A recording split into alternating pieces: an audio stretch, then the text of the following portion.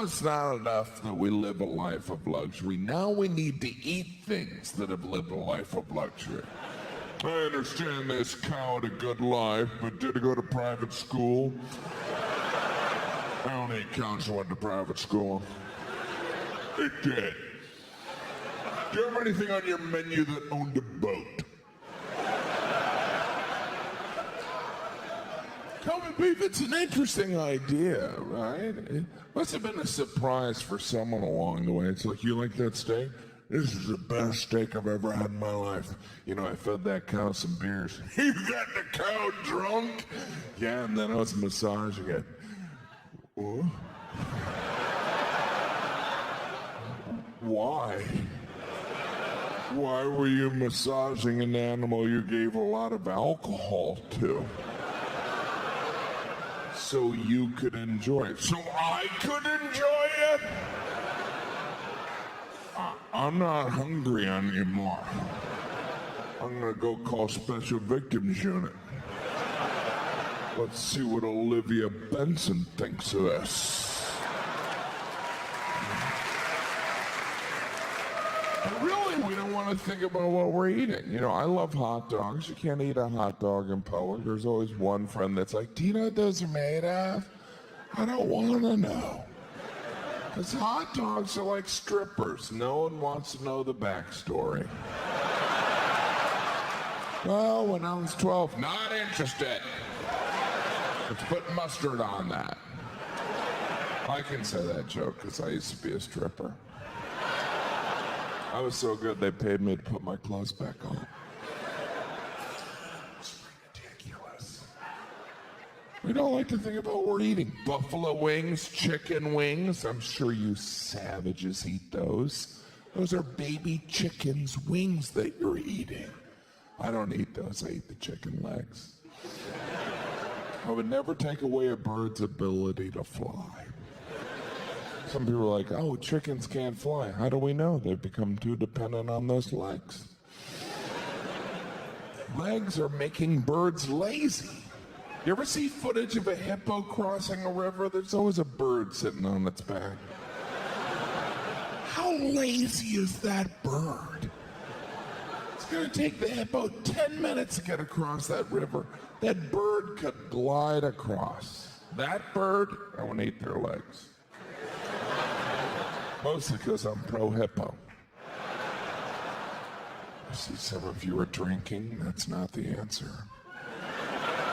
It's not. Eating is. It's amazing how our attitude on alcohol changes, right? Because even as a teenager, you know it's wrong. You're like, you know, I don't like the taste of it, but I want to look cool. And then in your 20s, you're like, you know what? This kind of gives me confidence to talk to the opposite sex. And then in your 40s, you're like, you know what? This is the only thing I like about being alive.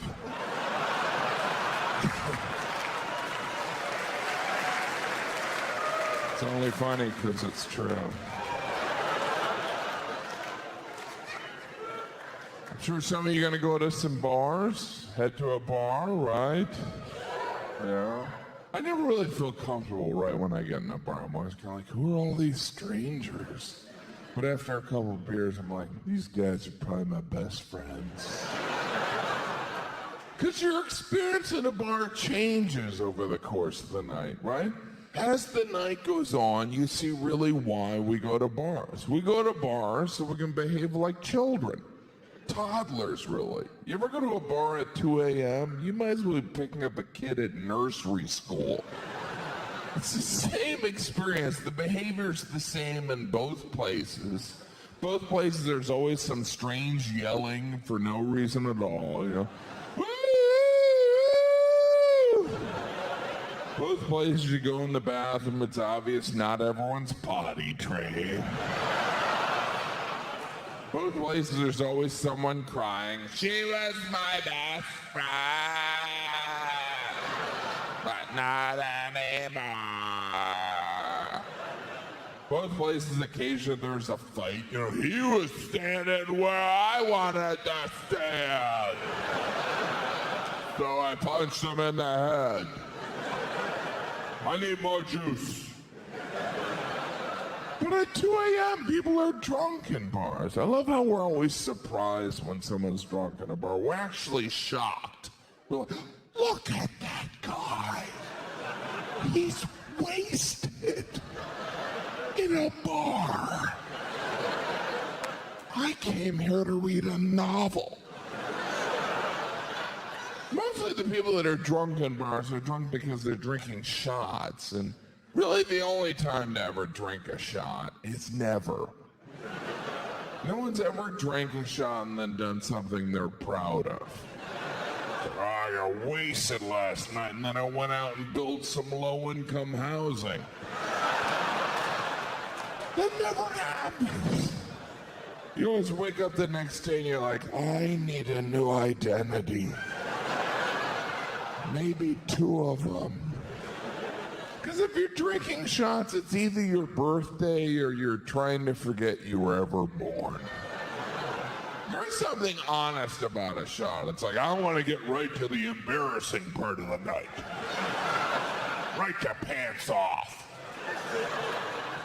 But we don't even drink shots. We take them like they're medicine. This'll cure my normal behavior.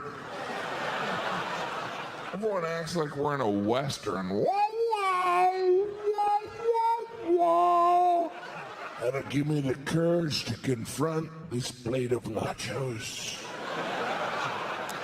Wow, wow, wow.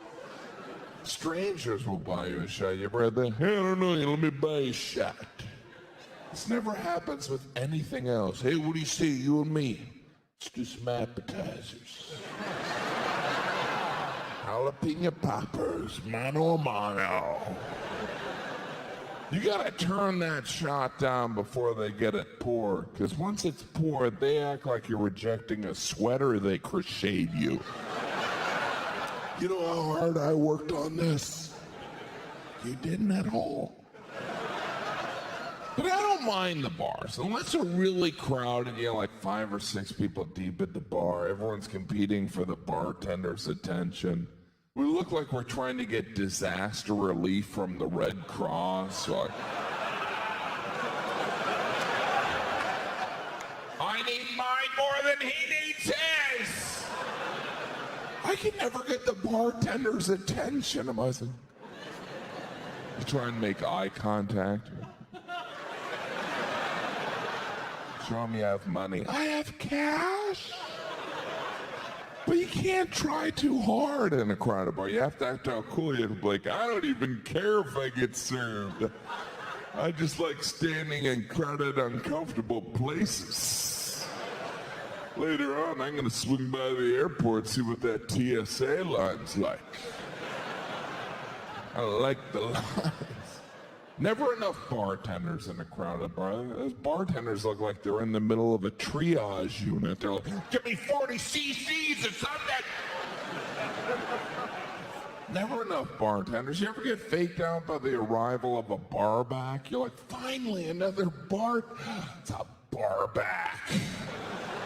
And those poor barbacks, they always act like they're not qualified to serve you. Like, oh, no, no, no, no. I can carry 12 cases up a narrow staircase, but handing you a beer, not yet. I'm still learning from the master.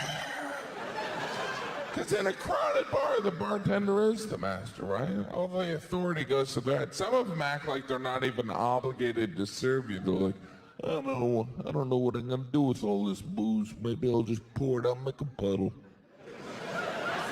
And we fall for it. We're like, well, it's either deal with this guy or make it in our bathtub at home. Damn prohibition. There's male and female bartenders. Female bartenders, they always seem a little tougher than they need to be, right? I don't want to say bitchy, because that would describe them perfectly. Not all of them. Some female bartenders definitely go off that vibe, like, don't hit on me, treat me with respect, and don't be distracted by the fact I'm wearing a bikini. Okay, honey. They always call you honey like they're your grandma or something. What can I get you, honey? I don't know, a birthday card with $2 in it. Maybe a beer if you're not too busy condescending me. But if you've been to a bar, you've probably been to a filthy public restroom. We've all been in those bars where you're like, oh, wow, now I know why they serve alcohol here. And we're not talking about the filthy bathroom. I'm talking about the men's room. I don't know about the ladies' room. I haven't been in there in like a week. But the men's room, I don't know what happens to guys when we go into a public restroom. Some anger comes out. Some of the stuff that's written on the walls.